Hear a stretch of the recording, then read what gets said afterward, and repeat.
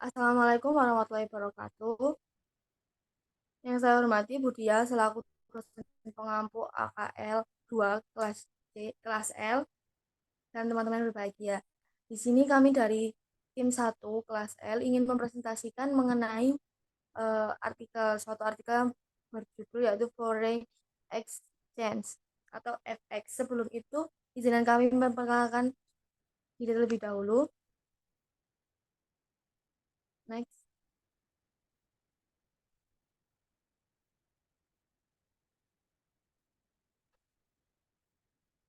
Dalam tim 1 ada saya sendiri, Cuma Tuliski NPM 031, Sonya Azarani NPM 222, Bella Francisca NPM 256.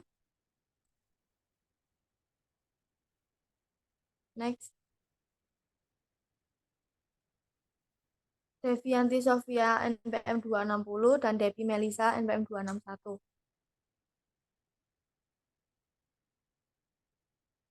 Baik, kita akan menuju langsung ke materi, yaitu yang pertama ada pendahuluan. Next.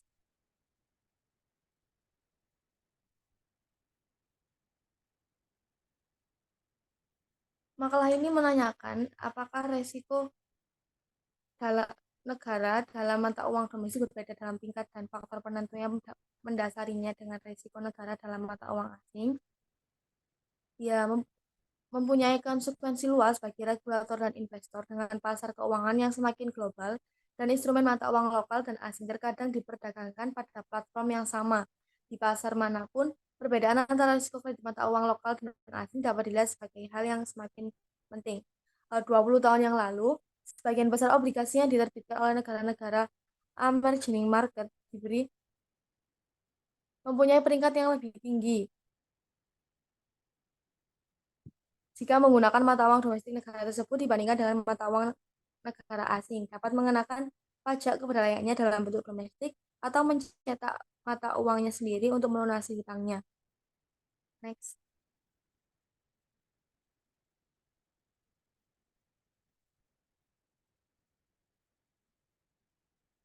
Berapa ada kontribusi pada literatur dalam beberapa cara. Yang pertama yaitu ada pengembangan hipotesis terkait mengapa denominasi mata uang mungkin berpengaruh terhadap resiko kredit negara.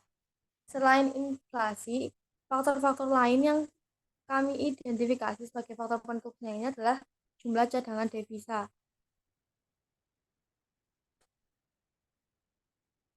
Kemampuan meminjam di pasar internasional dalam mata uang domestik atau kekurangan cadangan devisa disebut sebagai dana asal, kerentanan sistem perbankan. Next.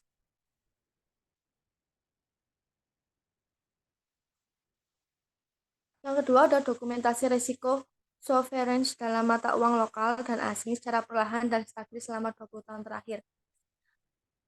Proporsi negara-negara yang tidak mempunyai kesenjangan yang telah meningkat secara stabil, sementara kesenjangan yang lebih besar dari satu tingkat peringkat ini sangat jarang terjadi.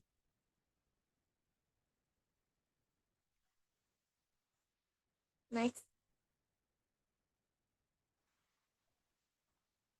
Nah, ada juga yang ketiga, yaitu analisis faktor-faktor penentu perbedaan risiko sovereign lokal dan asing secara signifikan statistik dan serta signifikasi statistik dan ekonominya.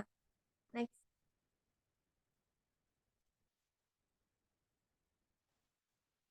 Apa yang menjadi alasan adanya kesenjangan?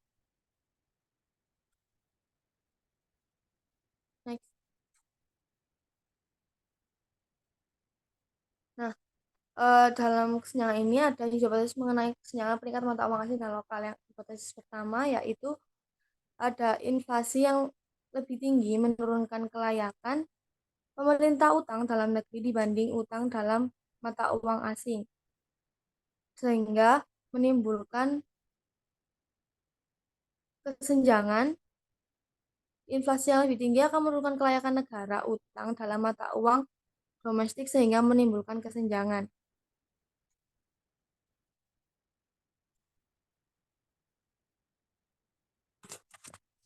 Nah, dalam hipotesis ini,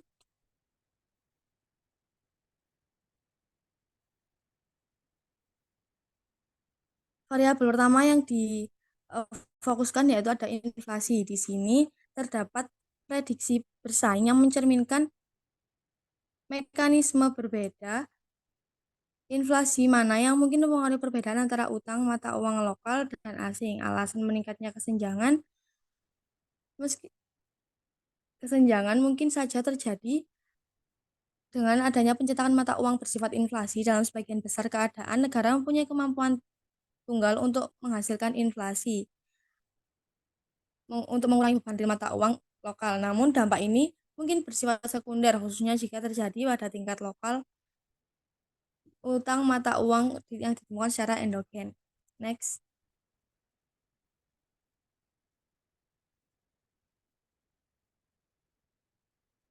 Baik, untuk selanjutnya akan dijelaskan oleh rekan saya.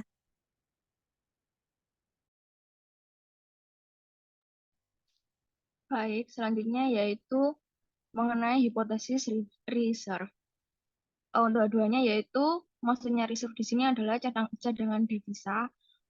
Untuk dua-duanya itu cadangan devisa yang tinggi yang di atas PDB itu akan meningkatkan kelayakan kredit lebih besar untuk obligasi mata uang asing sehingga mengurangi kesenjangan. Nah, di sini semakin banyak mata uang asing yang tersedia bagi suatu negara dalam bentuk cadangan, maka semakin besar pula kemampuan negara tersebut untuk menghindari gagal bayar atau default atas kewajiban mata uang asingnya. Untuk yang ketiga yaitu hipotesis original sin. Original sin di sini maksudnya adalah ketidakmampuan untuk pinjam dengan menggunakan mata uang domestik ke luar negeri, bahkan ke dalam negerinya sendiri. Nah, untuk maksud H3 ini adalah original sin yang lebih rendah atau pembiayaan utang internasional yang lebih besar dalam uang lokal akan meningkatkan kelayakan kredit negara untuk obligasi mata uang asing sehingga mengurangi kesenjangan. Next slide.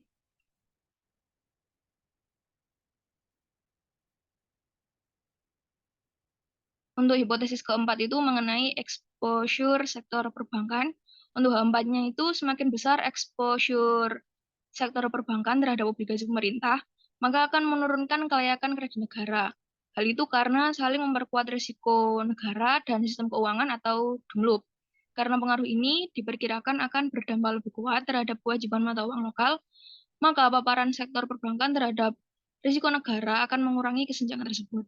Untuk hipotesis yang kelima itu mengenai volatilitas falas global, yaitu volatilitas falas global yang tinggi atau yang diukur dengan indeks volatilitas FX global JP Morgan, indeks VXYGL, menurunkan kelayakan kredit negara lebih besar untuk obligasi asing dibandingkan obligasi dalam mata uang lokal, sehingga meningkatkan kesenjangan. Next slide.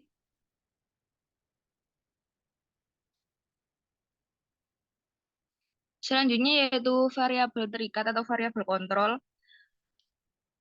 Di sini dalam makalah ini tuh menunjukkan banyak variabel lain yang memungkinkan mempengaruhi risiko kredit negara secara umum, namun hal ini tidak selalu berbeda tergantung pada denominasi mata uang utang tersebut.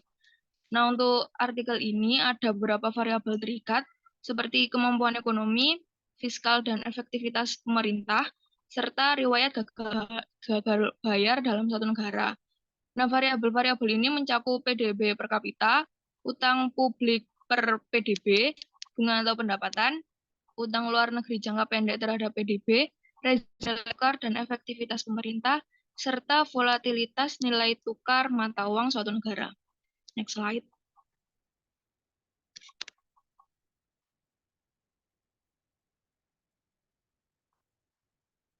Nah, untuk literatur terkait ini ada dua sumber. Untuk yang pertama dari Packer pada tahun 2003 itu memberikan gambaran awal mengenai kesenjangan peringkat negara dengan mencatat kesenjangan antara peringkat negara yang lebih tinggi untuk mata uang lokal versus mata uang asing dan kurangnya hubungannya seragam antara denominasi utang dan kemungkinan gagal bayar.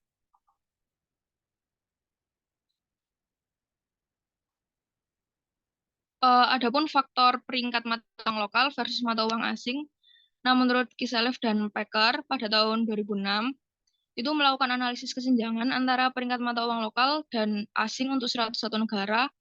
Nah, mereka menemukan bahwa inflasi yang lebih tinggi itu bisa menurunkan peringkat mata uang lokal lebih besar dibanding peringkat mata uang asing, dan dengan demikian menyebabkan senjangan yang lebih kecil. Nah, penelitian selanjutnya yaitu dari Jeneret dan Susi pada tahun 2016, Nah, mereka ini menemukan bukti yang konsisten dengan beberapa hipotesis yang disebutkan sebelumnya tadi, namun tidak seluruhnya, yaitu mengenai sektor perbankan yang lebih besar akan membuat negara cenderung tidak mengalami gagal bayar atau default utang dalam negeri. Next.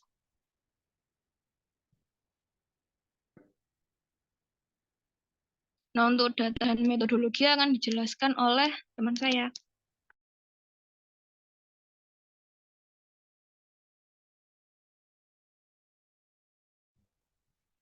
Oke, selanjutnya adalah data dan metodologi. Next slide. Nah, yang pertama peringkat kredit mata uang asing dan lokal. Nah, praktik yang dilakukan oleh banyak investor dan regulator global dan mengukur kelayakan kredit negara dalam mata uang asing dan lokal dengan menggunakan peringkat kredit negara dari 3 lembaga pemeringkat global utama. Yang pertama ada Fitch, yang kedua ada Moody's and Standard, dan ketiga ada Standard and Poor's. Nah, untuk Fitch Rating merupakan lembaga pemeriksaan kredit internasional yang berbasis di New York dan London. Nah, investor ini menggunakan peringkat perusahaan sebagai panduan untuk melakukan investasi yang mana tidak akan gagal bayar dan selanjutnya menghasilkan pengembalian yang solid. Nah, Fitch ini didasarkan pada peringkat berdasarkan faktor-faktor seperti yang pertama jenis utang yang dimiliki perusahaan dan seberapa sensitifnya terhadap perubahan sistemik seperti sistem bunga, suku bunga. Untuk Moody's itu dia mengukur apakah sebuah perusahaan atau negara itu dapat membayar kembali utangnya. Ia tidak berinvestasi pada saham atau instrumen apapun, tapi hanya memberikan rekomendasi pada para investor dalam bentuk rating. Untuk yang ketiga ada Standard and Poor atau dikenal juga dengan sebutan S&P, adalah salah satu anak perusahaan dari McGraw Hill yang merupakan perusahaan peringkat atas saham dan obligasi dan merupakan 3 perusahaan besar dalam pemeringkatan efek bersama Moody's and Fitch Rating. Nah, S&P menjalankan kegiatan usahanya di bidang jasa keuangan di mana produk yang dihasilkan adalah berupa peringkat kredit, penelitian saham atau ekuitas, indeks S&P, keuangan, solusi risiko, jasa kepatuhan, evaluasi, serta layanan data. Nah, untuk beberapa analisis kualitatifnya akan mentransformasikan data pemeringkatan dengan memanfaatkan kode estimasi faktor penentu peringkat negara yang digunakan oleh Cantor and Packer. Nah, sebagian besarnya nanti akan menggunakan urutan multinominal regresi logistik di mana peringkat rata-rata diperlakukan dalam sebagai variabel independen kualitatif. Dan untuk menganalisis kasus atas kesenjangan peringkat, kami menggunakan trinominal. Next slide. Kita beralih ke variabel penjelas. Nah, variabel penjelas yang digunakan untuk menguji hipotesis utama adalah inflasi, cadangan devisa, surat utang internasional, dan pinjaman diterbitkan dalam mata uang domestik versus mata uang asing, serta eksposur perbankan terhadap utang pemerintah dan volatilitas nilai tukar. Next slide. Yang terakhir adalah metodologi. Nah, pengujian hipotesis utama dengan menggunakan ada 2 metode yang saling melengkapi. Yang pertama memperkirakan 2 regresi terlebih dahulu. Yang kedua adalah memperkirakan model logi terurut trinominal untuk memperkirakan kemungkinan kesenjangan peringkat.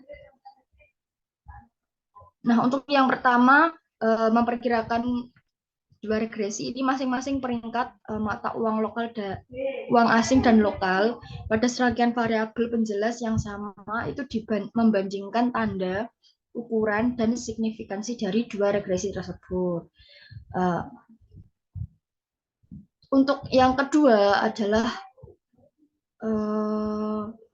model logit terurut trinominal, di mana memperkirakan kemungkinan adanya kesenjangan peringkat.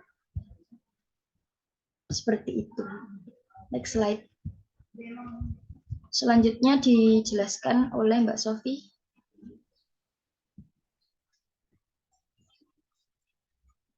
Ya, untuk selanjutnya kita akan membahas terkait dengan hasil. Next. Yaitu dalam penelitian yang dilakukan oleh Amstad Merlin et al., yaitu untuk artikel ini, itu terkait dengan apakah risiko sovereign dalam mata uang lokal dan asing itu berbeda atau tidak. Dan di sini hasil penelitiannya itu menghasilkan dua hasil, yakni yang pertama ada faktor pendorong risiko sovereign, mata uang asing versus lokal. Inflasi merupakan pendorong risiko kredit yang sangat signifikan, yakni bisa dinyatakan dengan negatif dalam kedua regresi, yakni untuk mata uang lokal dan asing, dan tampaknya terdapat dampak yang lebih besar terhadap risiko kredit mata uang lokal seperti yang diperkirakan pada H1B, yaitu inflasi yang lebih tinggi dalam menurunkan kelayakan kredit negara untuk utang dalam mata uang dalam negeri, sehingga akibatnya akan menurunkan nilai tukar mata uang asing. Hasil terakhir ini konsisten dengan pandangan bahwa pada tingkat inflasi yang tinggi, dampak negatif terhadap kelayakan kredit dalam mata uang lokal itu bisa lebih besar karena meningkatnya biaya monetarisasi, dan dengan demikian meningkatkan insentif untuk gagal membayar hutang dalam mata uang lokal. Sebelumnya, pada faktor pendorong risiko sovereign mata uang asing versus lokal ini, itu mengacu pada spesifikasi yang berbeda dari regresi logistik terurut dan pemeriksaan terhadap OLS atau Ordinary Least Square, yang merupakan metode kuadrat terkecil biasa atau suatu metode ekonometrik di mana terdapat variabel independen yang merupakan variabel penjelas dan variabel dependen, yaitu variabel yang dijelaskan dalam suatu persamaan linear, di mana OLS ini dilaporkan terkait jawaban atas pertanyaan terkait konsistensi koefisien dalam regresi resiko mata uang lokal dan asing dengan hipotesis dari Amstad dan kawan-kawan. Next slide. Nah, di sini ada tabel 4.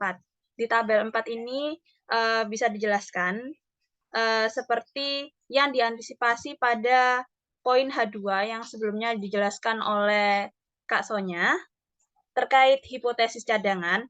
Cadangan devisa itu mempunyai dampak positif yang signifikan dengan signifikansi ekonomi dan statistik yang lebih tinggi bagi perekonomian untuk menilai kelayakan kredit utang dalam mata uang asing.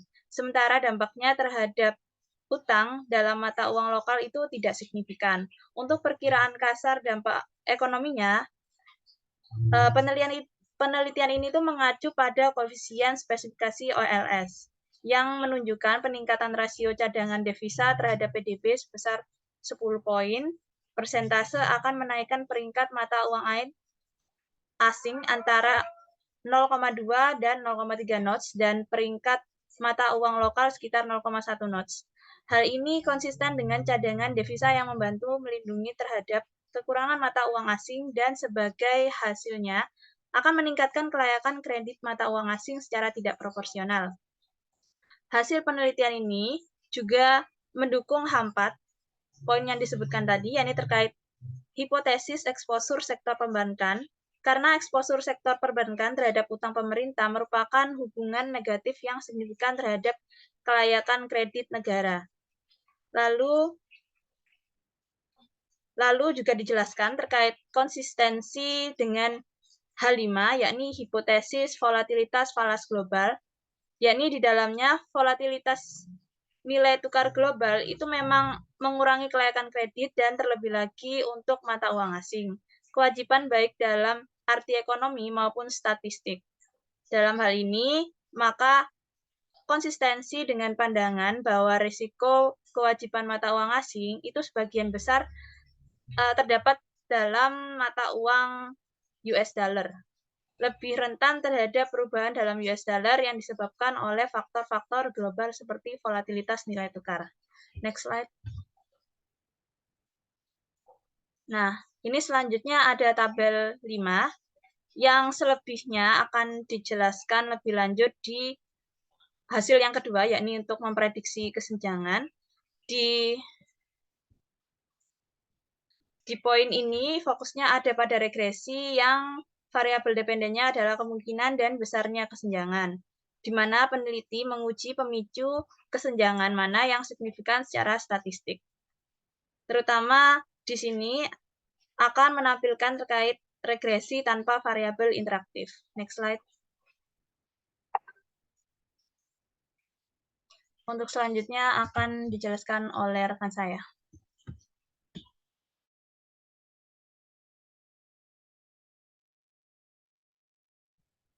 Untuk selanjutnya yaitu memprediksi kesenjangan, di mana memprediksi kesenjangan mengeksplorasi faktor-faktor yang menentukan perbedaan resiko kredit dari perspektif yang berbeda, yang menanyakan apakah variabel yang sama yang diteliti sebelumnya mempengaruhi probabilitas dan besarnya kesenjangan dalam resiko kedaulatan mata uang lokal dan asing untuk suatu negara.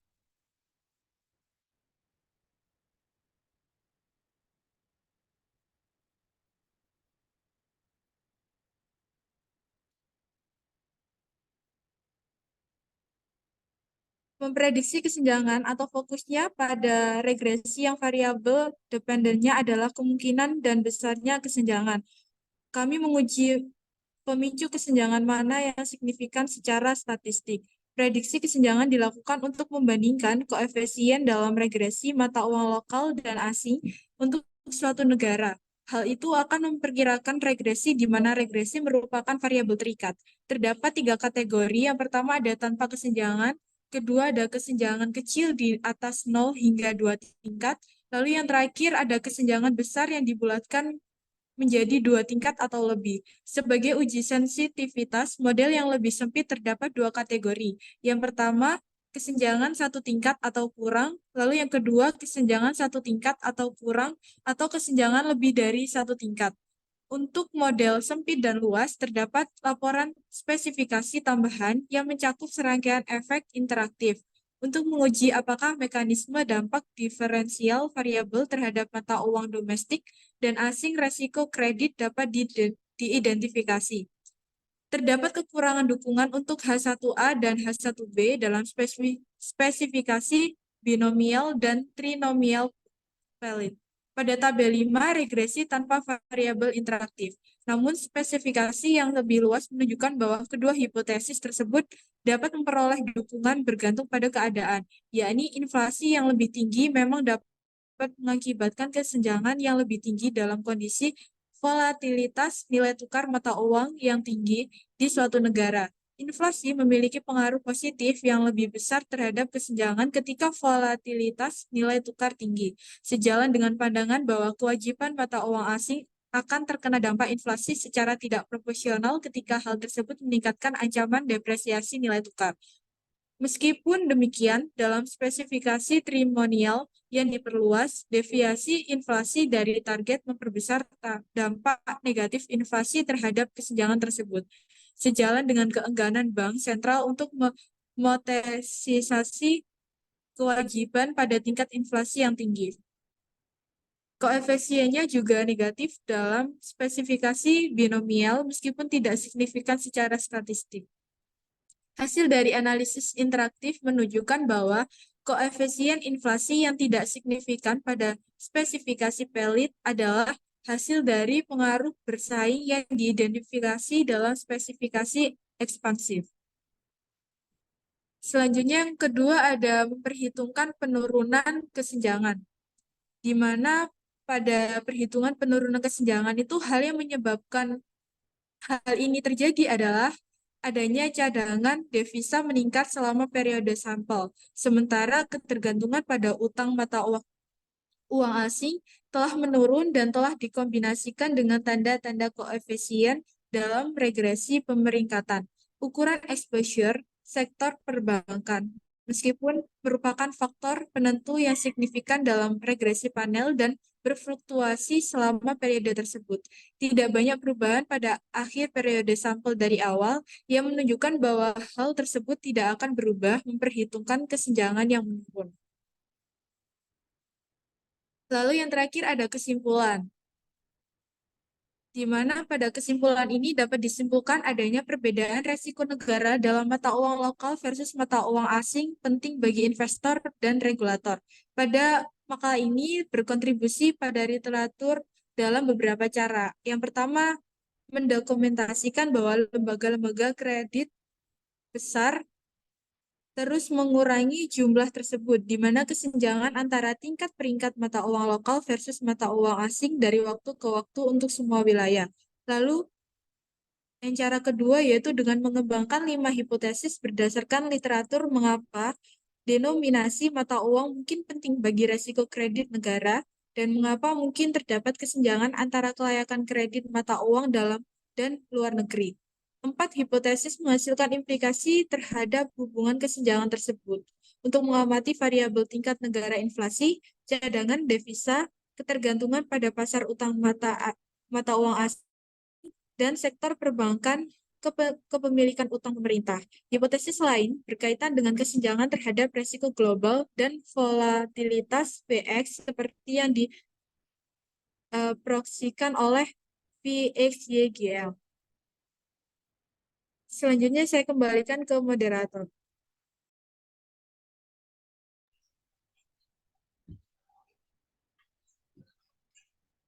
Ya, untuk selanjutnya, karena materi sudah dipaparkan oleh keseluruhan dari anggota tim 1 kelas L, untuk kurang lebihnya, mohon maaf bila ada salah kata. Sekiranya itu yang bisa kami sampaikan. Wassalamualaikum warahmatullahi wabarakatuh.